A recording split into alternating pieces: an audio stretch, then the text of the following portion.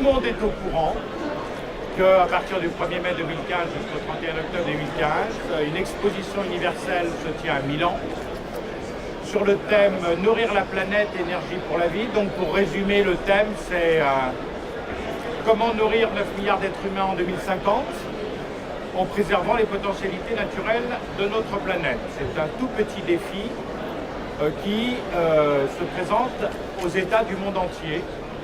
Donc à cette exposition universelle, 144 pays vont participer. On attend 25 millions de visiteurs.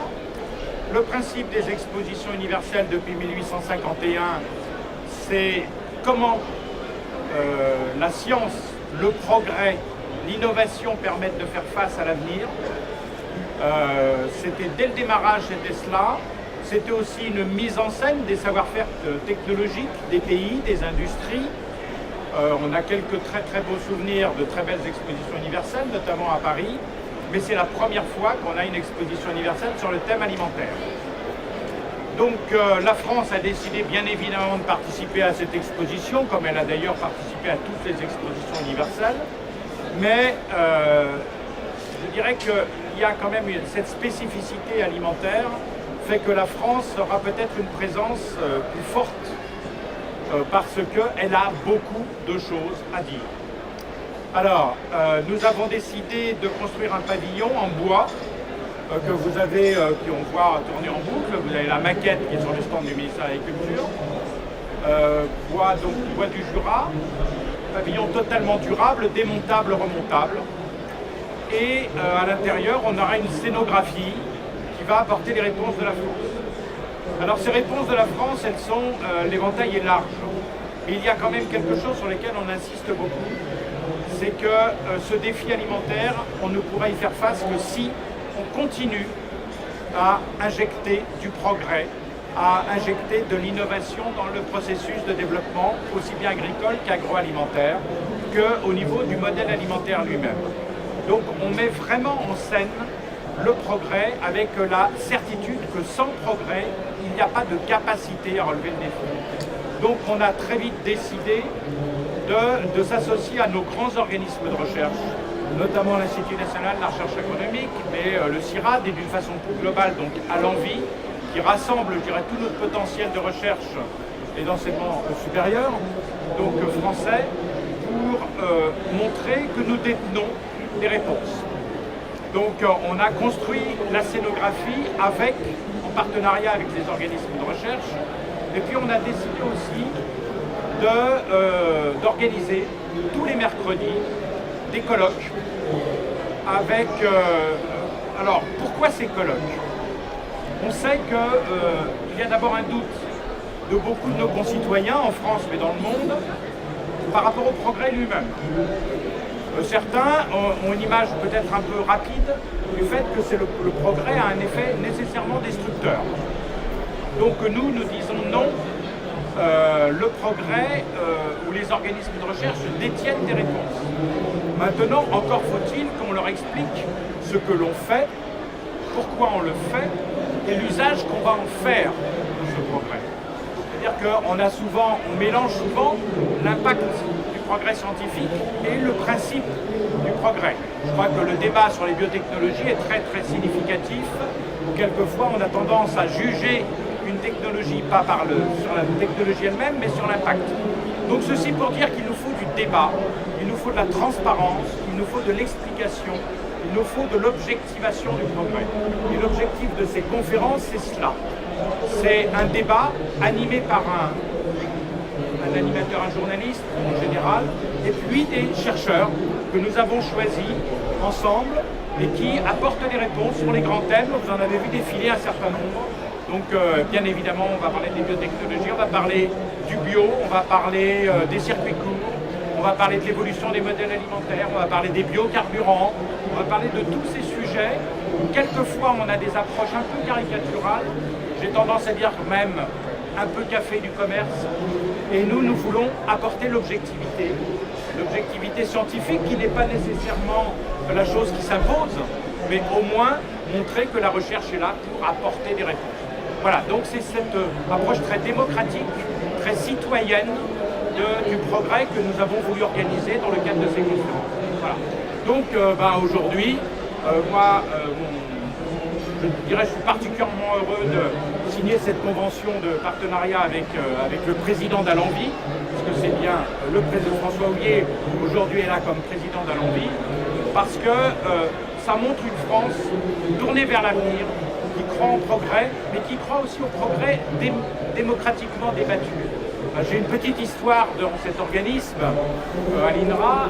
J'étais à l'époque, il y a quelques années, syndicaliste dans cette belle maison, et j'avais participé avec quelques collègues de l'INRA à la création d'un comité d'éthique. C'était le moment du débat sur la FIVET, vous savez, sur la fécondation in vitro, et on se disait mais il faut débattre avec la société, avec les citoyens, du fait qu'on a une recherche dans cette direction, et il faut que nos concitoyens intègrent le fait que cette recherche se fasse et que le débat ait lieu, et qu'on ait un comité d'éthique où ce débat a lieu. Donc c'était, pour moi, je dirais, c'est presque un peu, c'est dans le prolongement de cette dynamique et de cette démarche que cette convention s'inscrit, et donc je suis ravi de pouvoir la signer avec François Houillet.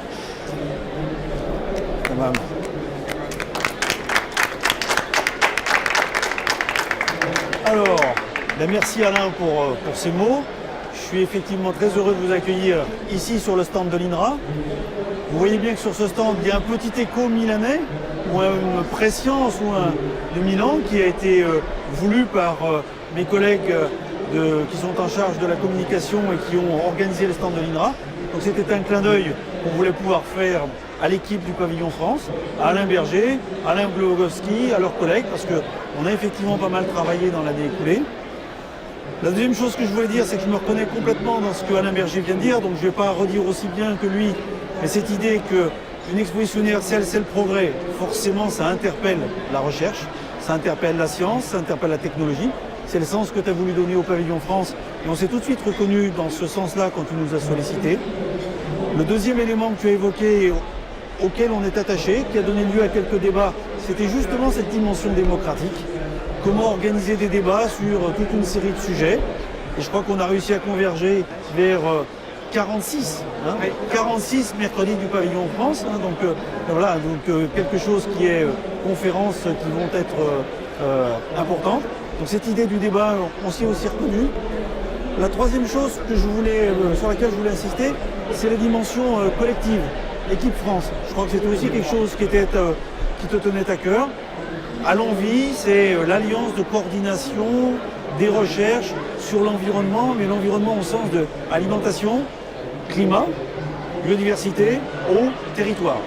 Alors alimentation, c'est Milan 2015. Climat, c'est aussi une grande année, climat cette année. Alors de la même manière que sur l'exposition universelle, on est en train de se mobiliser sur la préparation tous ensemble de la COP21.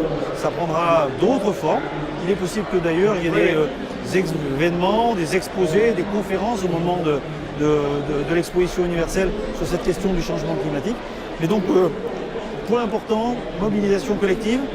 Grâce à Jean-Baptiste Mirilou-Goudard, parce que je pense qu'il faut aussi saluer son travail, et le tandem qu'il a formé avec Alain Blogowski et puis aussi avec les scénographes. Mais il y a eu un travail collectif qui est impliqué, à ma connaissance, 9 membres associés d'Alenvie. Alors, le CNRS, le CIRAD, c'est-à-dire la recherche agronomique des tropiques, l'IRD, l'ISTA, AgroParisTech, l'ANSES, l'INRA évidemment, le CNES, et puis j'ai dû en perdre un, et l'IFREMER, parce qu'effectivement, tout n'est pas terrestre, mais il y a aussi du marin, et je crois qu'on y tenait et l'un et l'autre. Donc voilà, 9 des 26 ou 28 membres associés ou membres pleins d'Alenvie se sont mobilisés, ceux qui étaient les plus directement concernés. Et je crois que ça, c'était une dimension essentielle de cette équipe France qu'on a essayé de mobiliser sur ce sujet. Donc pour ces différentes raisons, on est parfaitement heureux de pouvoir signer cette convention. Alors j'ajoute que l'INRA, au-delà d'avoir contribué à organiser ce travail collectif dans le cadre de l'Alliance Alenvie, l'INRA a choisi aussi d'aller organiser un collège de direction le 12 mai prochain à Milan. Donc d'une certaine manière, on veut montrer par là même que collectivement, la direction générale de l'établissement est prête à se mobiliser. Et quand Alain Glogowski m'a dit que pour l'inauguration des conférences du mercredi, les vice-présidents d'Alenvie étaient susceptibles d'être présents, J'en ai parlé à Michel Eddy, j'en ai parlé à RSTA et déjà je sais qu'ils seront potentiellement intéressés à venir en fonction de leur agenda. Donc nous continuerons collectivement à essayer de venir creuser ce sillon à Milan. Je te propose maintenant que nous signions.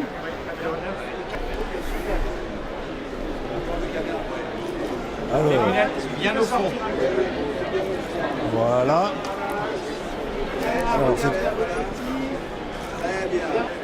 Alors tu paraffes tout autour de là. Alors. Là, hein, Ouais. Si tu paraffes, on va paraffer. on paraffe. Oh, on va faire ça bien.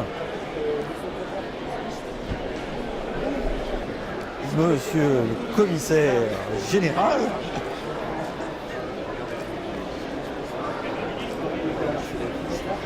Alors on peut ajouter d'ailleurs, en même temps qu'on paraffe, que faire cela effectivement avec un ancien de l'INRA, Ah c'est oui. un plaisir, une saveur particulière.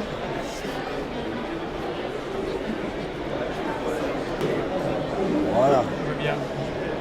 Et s'il fallait ajouter un mot, Bene.